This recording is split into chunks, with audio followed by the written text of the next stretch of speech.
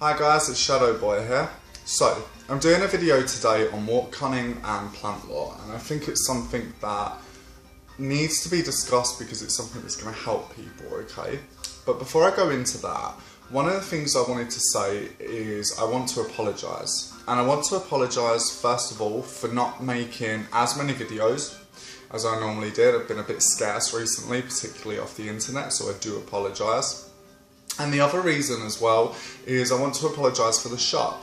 Now, the shop has done amazingly well, fantastically well, and what I do want to say is I am so thankful to have you guys supporting me. It means a massive amount to me.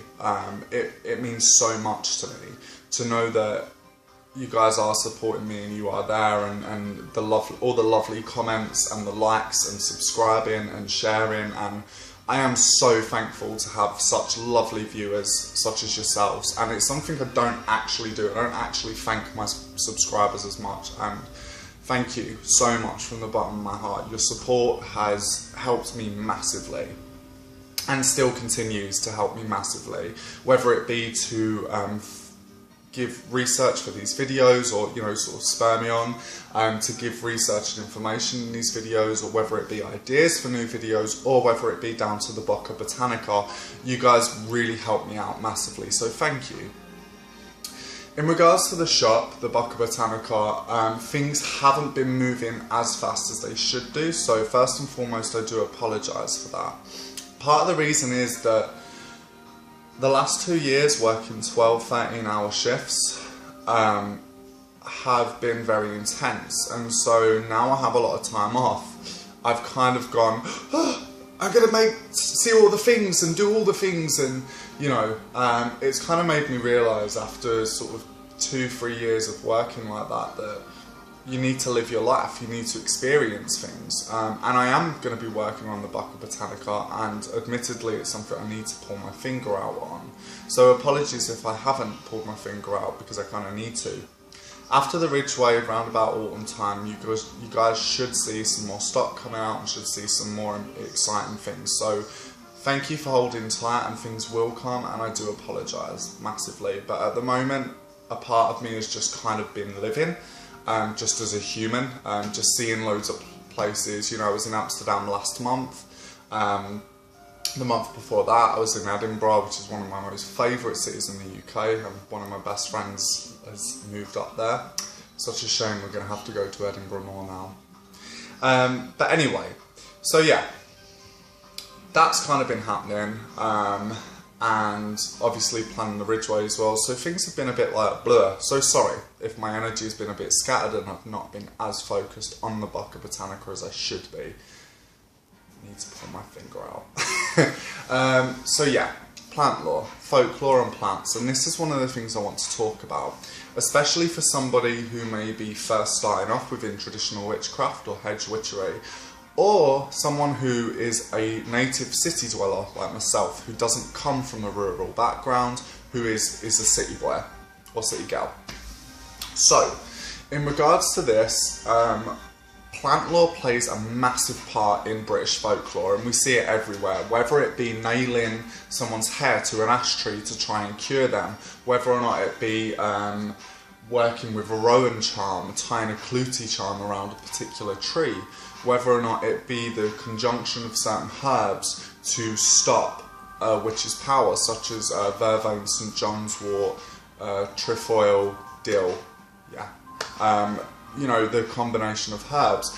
Whether, the point is that herb lore and plant lore plays a massive part, and particularly an aspect of witchcraft is to walk around in a sense and to know the plants, because if you're going to be working with the landscape and you're working with the land, it makes sense to work with the plants, to know the plants. And there is nothing better than I have found this year than being able to walk into a woods and saying, yeah, I'll have a bit of that, I'll have a bit of meadowsweet, I'll have a bit of this, I'll have a bit of that, and to be able to identify that plant and to be able to work with that plant. It feels more legit, but it feels more rewarding in regards to my own practice, knowing that I've put the energy, the effort and the input in, knowing to identify those plants, those trees, things like that. And it's quite sad really that I saw a meme on Facebook the other day that was about trees and saying everybody knows these, and it was sort of corporate logos, and it said, but can anybody identify these trees? Most people won't be able to in Britain, and that's really sad, and I think it shows to the extent how far removed we are from nature. And I think a part of it is also, if you're working with nature and you worship nature and you have a massive animistic belief in nature, then to be able to actually identify these plants hence brings you closer with the land, it brings you closer with the plants, with the trees, and then it helps you to work within your workings. So, how does a person go about identifying plants and trees? How does a person do this? Well, one of the things is, and a massive benefit to my life, is foraging courses. Now, I live in the city, I live in Manchester, but I have still found that there are foraging courses near me. I'm quite lucky in regards to where I am, in a sense, because I am in the city. It's technically Salford, but I am in the city, and I'm not too far away from a reserve, from a reservoir. I'm not too far away. In regards to ancient woodlands, yeah, I need to go out for that. But in regards to sort of lands that I can go and forage from, I'm quite lucky. It doesn't take me long to get there, it doesn't take me long to get back. I know it. So, foraging courses have helped me out absolutely massively. Now, this is wild foraging courses where the person will walk along and the person will say, oh, everyone gather round, this is that, or someone will be like, oh, has anybody got a hangover? This is great for, you know, such and such. And just go on. Now, the foraging courses have been fantastic for me this year because Google can only tell you so much. A book can only tell you so much. I find in regards to plants, in regards to plant lore and just the different chemicals that you get within plants, it can be quite dangerous to get a book or look at Google and say, oh, that's that, and then eat it, because if you get that wrong and that plant is wrong, it can hurt you. It can make you seriously poorly and seriously ill. So foraging courses have been great because I've actually been able to eat the plants, to know that that plant is okay. I learn aesthetically. If someone shows me something, that's the best way that I learn. Apart from books, I learn pretty well with books, but I feel like in regards to plants, books can only tell you so much. It's almost like you need someone to say this is this, that is that, that is that. And these courses haven't been expensive. They've cost around 20 quid. And it's been a massive blessing because now I'm able to walk out and say, that's that, that's that, that's that, that's that. And I make a point of it now. If I walk along, I'm like Meadowsweet. If I walk, I'm like Mugwort. You know, if I walk along, I can start to identify things. And it's great to be able to do that and to know that, you know, oh, that's Jack in the Hedge, known as garlic mustard, and that's lovely on fish, you know. And it's also great because 9 times out of 10 with foraging courses, you can actually, you keep you keep it and you can take it home and you can use it in your cooking, and it's fantastic. There's been all sorts of beautiful, glorious mushrooms that I've been eating, and loads of different amazing flavours of plants and herbs, and it's been fantastic. I've also had a look on Facebook. There's a group that identifies, it's not to identify plants, but a lot of people put, oh, has anybody got IDs? And in terms of that, maybe have a look at that, have a look at Facebook and see if there are any groups that are strictly for plant identification, because it helps you learn. But the group I'm in isn't identification, but people keep popping them up. I'm not going to put it up only because people get quite angry sometimes, so I don't, because it's not for that, it's morely for wild food. and hedge witchery, but to be fair, it's just wild food most of the time. But have a look at that, have a look at certain groups on Facebook. The other thing as well that I've found massively, that's had a massive benefit to me, is the OM, which is an Irish alphabet, Druidic alphabet, and you have particular staves, and each stave or staff represents a tree.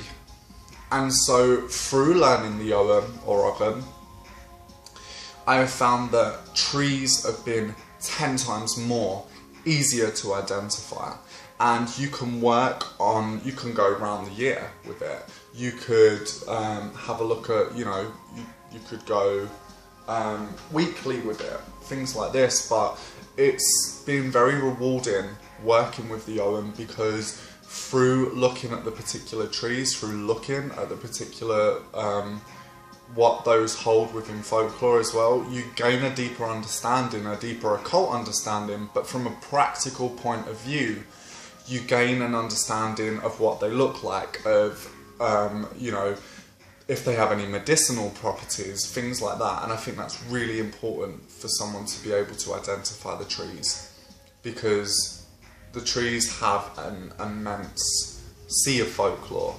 that is fascinating to look at.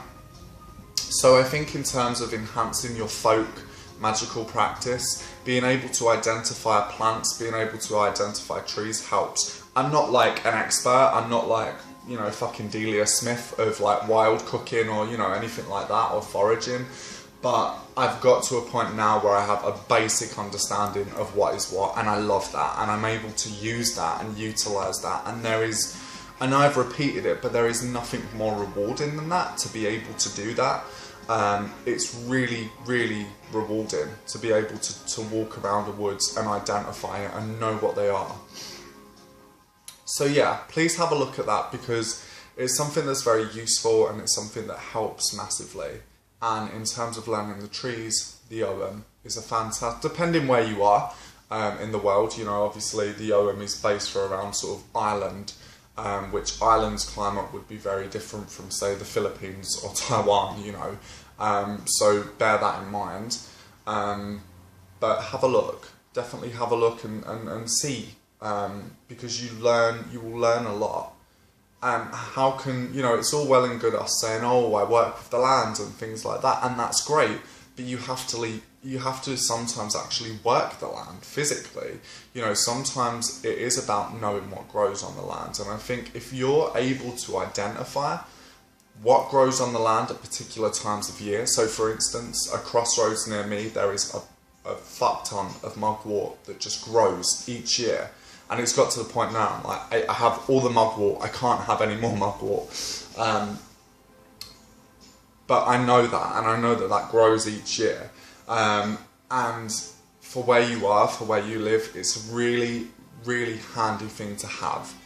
To be able to identify, to be able to know. You can spiritually be in touch with the land, but I think it certainly helps if you're physically in touch with the land.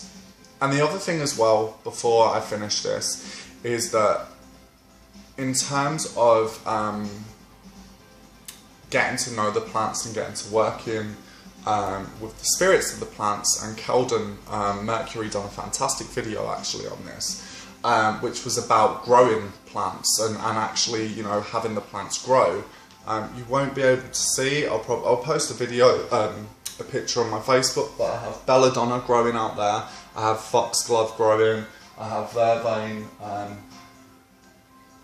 and a myriad of other lovely assortments. But it helps when you actually grow a plant from a seed, and this is something, you don't have to live in a rural area to do this. I live in a city, and I have gained so much of a deeper understanding of plants, and being able to know the identification of plants. So growing plants from seeds, whether or not working with them, I have a vervain plant that grew and it was massive, but I had to get rid of it because it was strangling my belladonna plant, so it was quite sad. But I've harvested that and I use that within my practice. So it's great to use foraged plants that you've found and in the land that you work in, but it's also great to to have a plant to be like, right, I grew this from a seed, I put energy and input into this, and now I'm going to use this in a working. And that's rewarding, that's fantastic. This year my understanding of plants has just doubled immensely, and that is thanks to foraging courses. It's not courses in witchcraft, magic or anything like that, it's courses in foraging and wild food and mushrooms and things like that. But 9 times out of 10, if it's a good foraging teacher, they will say, oh, this is also that. And you can ask them, you could say, what is this? I see this all around, tell me. For instance, fireweed. I saw fireweed, or rosebay willow herb as they call it. I think they call it fireweed in America. I saw fireweed grow everywhere, and I called it like council estate plant because it just grew on council estates and sort of deserted lands and sort of wastelands really, and it can grow anywhere. But it was so beautiful, and I started to look at the magical properties of it, and now that council plant, I'm like, what is that? I know it now. And the same as with devil's guts, or what is also known as bindweed. Bindweed, I was like, what is that? And I kept getting it mixed up for datura. But, you know, researching it and having a look at it, knowing what it does, you know, for binding and things like that is fantastic.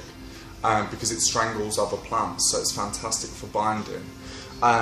So yeah, I'm not an expert on plants. I don't pretend to be an expert on plants. I still have a basic understanding. I'm still learning. If you guys have any advice or anything else to give, I would love that. Either for me or other people, that would be fantastic. Because ultimately, that's what this video is about. Helping people that feel like they have no fucking idea in regards to plants, like I did, go the next step and develop that more. So yeah, I hope this video has been productive. It's a very practical video, but I feel like it's very practical and it's a necessity and it's needed. And I think that it will benefit you guys massively in your practice if you don't know already. Yeah, I'm still learning though. I'm not an expert on plants, so that's why I'm just giving advice what's helped me. Foraging courses, have a look into the oven and start to actually grow plants. So yeah, peace out, over and out, take care.